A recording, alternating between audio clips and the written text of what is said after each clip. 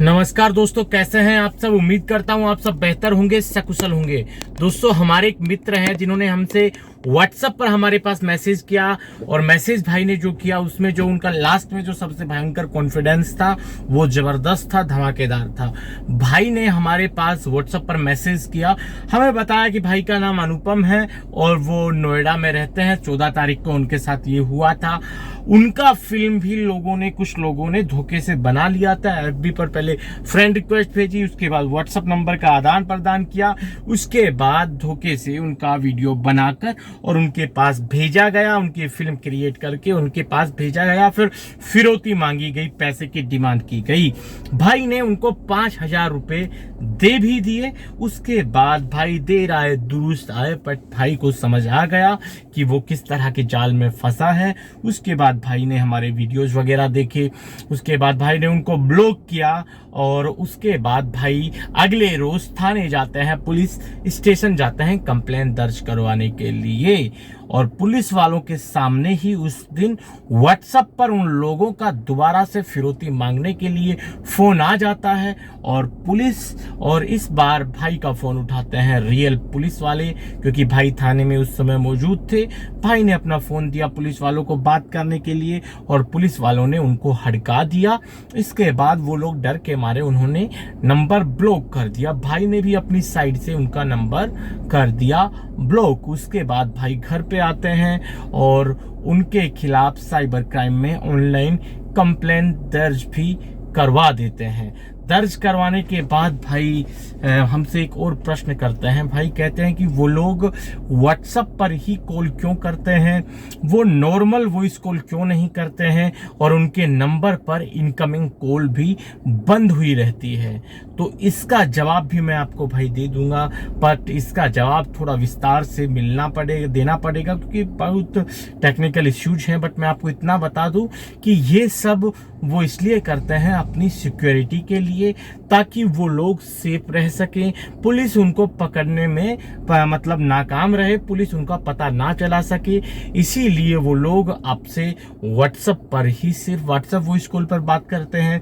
उनकी incoming call की सुविधाएं हमेशा बंद रहती हैं, क्योंकि वो नंबर ही बंद रहता है। नंबर जब बंद रहता है तो पुलिस को थोड़ी मशक्कत करनी पड़ती है उन लोगों का पता लगाने के लिए। और व्हाट्सएप की जो फीचर्स हैं, व्हाट्सएप की पॉलिसी ऐसी है कि व्हाट्सएप अपने कस्टमर्स की इंफॉर्मेशन किसी के साथ साझा नहीं करता है, चाहे फिर वो भारत सरकार ही क्यों ना हो।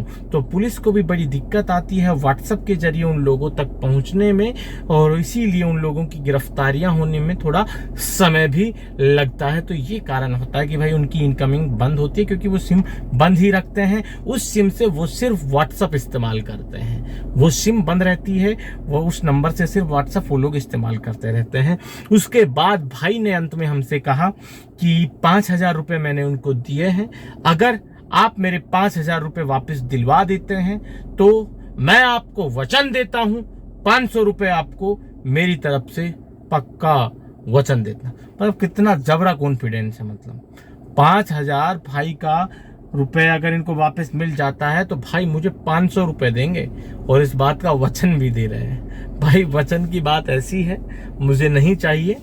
खैर, आपका पैसा आपको मिल जाए तो इससे अच्छा क्या होगा भला, ठीक है।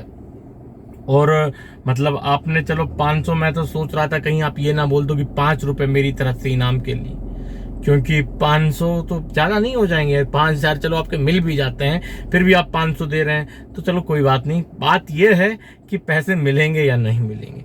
भैया उन लोगों के पास जब एक बार उनके अकाउंट में पैसे चले गए और वो विड्रॉ हो गए, उसके बाद साक्षात भगवान भी अगर जमीन पर उतर जाएं, उतर के आके आपको मतलब प्रयास करें आपका पैसा दिलवाने के लिए, तो भी उन लोगों से आपका पैसा नहीं दिलवा सकते। खासकर 5,000 रुपए तो ठीक है, 5,000, 10,000, 20,000, 30,000 रुपए तो आप भूल ही जाइए कि आपको उन लोगों से वापस कभी मिल पाएंगे। हाँ, जिन लोगों ने 1.5 लाख, 2 लाख, 2.5 लाख, 3 लाख, 5 लाख, 10 लाख रुपए उनको दिए हैं, उनका चांसेस है कि उनका 5%, 10%, 20%, 30%, 40%, 50%, यानी कि आधा पैसा कम से कम वापस उनको मिल जाए।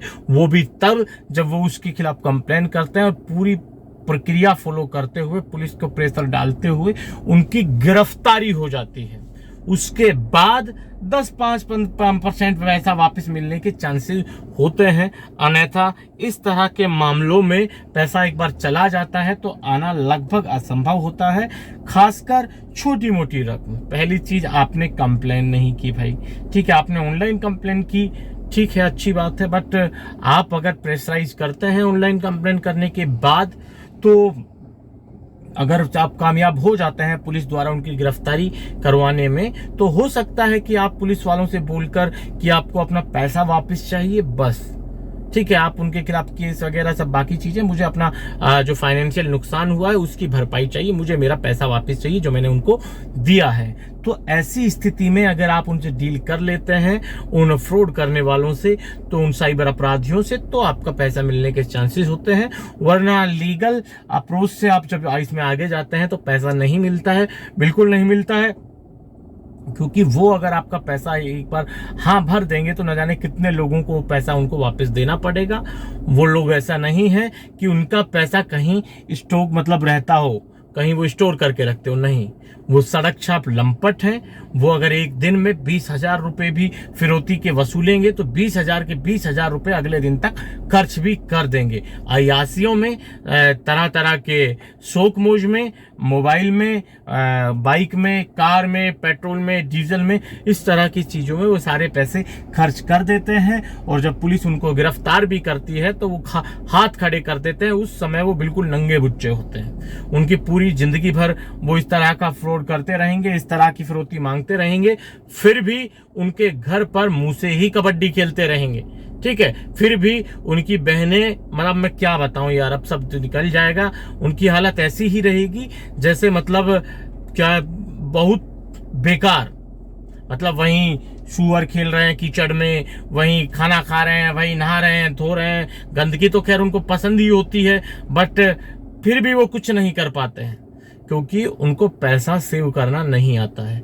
उनको हराम का पैसा है, वो ऐसे ही उड़ा देते हैं। उनके जिंदगी में वो पैसा कभी काम नहीं आता है, शौक मौज में ही उनका वो पैसा उड़ जाता है, ठीक है। बहुत कम लोग हैं जो पैसे को स्टोर करते हैं। यही कारण है कि पुलिस जब उनको गिरफ्तार करती है और उनको कितना ही पेल दो, कितना ही मार लो, कूट लो, उनके पास एक फूटी कौड़ी नहीं मिलेगी, क्योंकि उनके पास होता ही नहीं है, बचता ही नहीं है। हराम का पैसा वो आता है उसी तरीके से, क्योंकि मेहनत की कमाई को तो इंसान उड़ाने से पहले, खर्च करने से पहले 4 बार सोचता है, और उनके पास वो हराम का आता है, इसलिए सारी शौक मौज वो पूरी करने में उस पैसे को खर्च कर देते हैं। तो बहुत कम चांसेस होते हैं इस तरह के मामलों में पैसे वापस मिलने के। तो भाई अगर ऐसा होता, मैं अगर आपका पैसा वापस दिलवा देता, तो मतलब जरूरी नहीं है मुझे आपका एक भी पैसा उसमें, चाहता भी नहीं, मुझे नहीं चाहिए था 500 रुपए।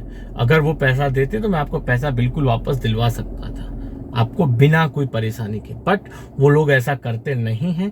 आप लीगल प्रोसेस से भी जाते हैं तो डायलॉग के जरिए ही उनसे आपस में बातचीत करके, नेगोशिएट करके उनसे आप अपना पैसा निकलवा सकते हैं। अन्यथा उनके पास तो वो नंगे बुच्चे हैं, सालों के पास कुछ नहीं बचता है, ठीक है। तो बात ये है। और आपका जो सवाल था कि मतलब जो आपने पूछा था कि ये लोग अपनी इनकमिंग कॉल बंद क्यों रखते हैं, नॉर्मल वॉइस कॉल अवॉइड क्यों करते हैं, सिर्फ व्हाट्सएप वॉइस कॉल पर ही बात क्यों करते हैं, तो इसका एक जवाब है, वो पूरे विस्तार से दिया जाएगा। क्योंकि वो अपनी सेफ्टी को मद्देनजर रखते हुए ये सारी चीजें करते हैं।